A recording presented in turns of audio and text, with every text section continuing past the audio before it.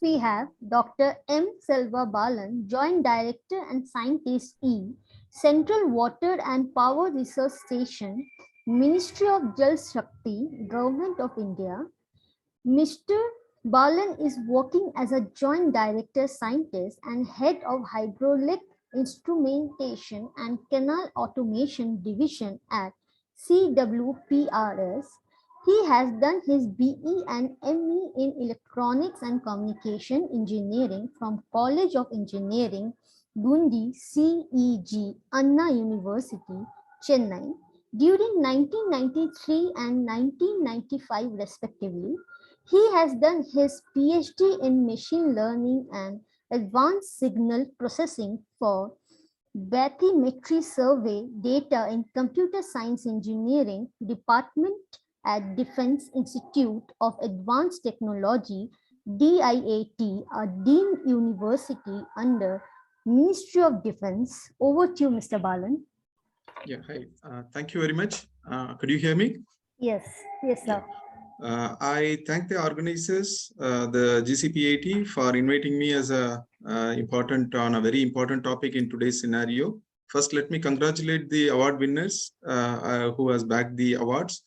But then I am a little sad to see that there are no ground workers names seen in that, like farmers are not recognized. So probably let this also maybe included in your coming sessions. I come from a computer science and an electronics background and working with the water resources department for more than 20 years. So with this experience, probably as a scientist, we get deep into a subject other than having a global scenario. But then as shocking figures, let me just tell you here. The total precipitation what we get, maybe many of you are aware, it's around 4,000 BCM, out of which only 1869, it is as per the 2019 data, only 1869 BCM is available, and out of which only 1123 billion cubic meter is utilizable. And that too on the surface, it is only 690 BCM. Which finally comes to the usage of 450 BCM. So 4,000 BCM of water becomes 450 BCM. So where does the water comes? So almost like about 65% we are losing in the surface water, and in the groundwater around it's around 243 BCM available, which is around about 58% of loss. So the basic problem is we don't have a proper quantification mechanism, a measurement technology, a tool which is correctly measures the water available. And again, from a 2019 Central Water Commission report, from the space data input, now being the technology available, from the space data, we could able to assess the availability of water in many catchments or many water resources system. For example, let me quote for the Narmada Basin, which was estimated as 45 BCM. That's what our government record. So far we were believing. However, from the satellite inputs, we could able to see this amount of the water available at Narmada Basin is 58 BCM instead of 45. Not only Narmada, it is the case for all the places. So basically what I want to say here is the water available is more. Probably we are not in a position to quantify it and use it properly. That again contributes to the measurement systems what we follow are so the extra water what we lose can be governed and used properly in case proper measures. This goes and gives the lead to a proper business development also. When we, Government of India has taken a lot of steps in quantifying this in a more scientific way. National Hydrology Project, which is funded by World Bank, is one of the flagship project. And there is another project called as Dam Rehabilitation Improvement Program, which we call it as a DRIP. And in recent past, Jal Shakti Abhiyan was very vigorously implemented, and Amrut Mahotsav, in which 75 water resources bodies per district has been to be identified and maintained. So there are enough programs, and when we go for tendering or go for purchasing of an equipment to measurement system or a software, there are very, very few competitors or very few people available are working in the domain. What I want to mention here is there is a very great opportunity in the field of water resources, and which needs a lot of innovative and Indian business partners to take over. Practically the problem what we face is we use internationally available software which was developed at a different hydraulic conditions, which doesn't suit the data set what we have. And many of the places we have to go with some boundary conditions and we have to go with approximations that lead to the improper management once again.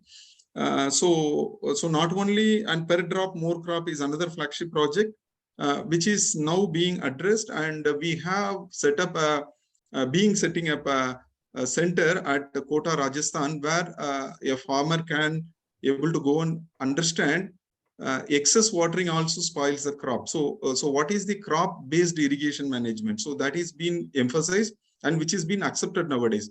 So the person, the upstream farmer who have been enjoying a lot of water so far, himself comes forward and then say, no, I don't want this water. So the water can go up to the tail end. So this type of technology, this type of awareness has come. The awareness has been come because you could be able to create the measurement system and then prove them with the demonstration. So far the water resources are not maintained very well. It doesn't go to the users. It goes to the policy decision makers and the policy makers. We could not be able to convey the fact or convey the the actual facts to the people who are the users. And the another aspect, excess water, number one. Number two is the soil. This is a very important factor. So the top soil, which is getting eroded with the climatic and environmental conditions, which has been taken out as a runoff, which gives a your soil, your crop quality is lost, as well as this soil goes out as a sediment to the reservoir, which reduces your storage capacity, and in turn it affects your powerhouse power generation capacity also. So here again you have a great business opportunity. We have hardly 1 or 2 firms working in this area to see underwater sedimentation, to see the structural monitoring, this dam health monitoring. These are the aspects which needs a lot of attention in today's scenario. Our dams are all more than 50 years old. So we need a lot of people to venture into this area. And then, yes, you have a lot of business, like more than around 6,000 dams we have. So every dam more than 50 years are expected to have its dam health to be monitored. But then we don't have enough partners to have this assessed. So let me just not take more points. So what I say as the lacunas here are, first of all, the farmers have a lot of knowledge about their field, which is not recognized. So probably we need to recognize that. And we need to work with the universities and colleges, which has been already told by my earlier speaker. And the students' projects should be development projects, and the modeling projects should be oriented towards our own needs instead of something, instead of using some imaginary data and coming out with some imaginary results. It should be a field-driven approach. Then we don't have standardizations here, like calibration and standardization, especially for water industries. You don't have equipment calibration facilities, especially for the water resources. So there is a big business model. We need Make in India support, because the existing modeling softwares does not really address or does not accept the data sets we have been traditionally collecting for more than 50 years. So these are all, this data is the asset we have, but then our softwares, the existing softwares cannot handle it. So we need an initiative and interlinking between the departments. Most of the flood conditions, if you see, it is attributed to only water resources. No, the same parameter has been monitored by groundwater. It has been monitored by surface water. Then we have multiple departments working on it. Everybody has a different data sets. So that should be an interlinking between the departments. Then the environmental aspects to be considered. That is again from a different department. And the positives are, all are willing to do this. We are willing, but then there are no directions, awareness. So probably GCPIT will take more lead in creating more awareness to the people who are in the ground, so that this project is going to be a successful one, and utilizing the technology into it. Thank you so much, and I congratulate all the winners. And we want to have more winners next time from from the farming community as well. Thank you so much. Thank you, Mr. Balan. Next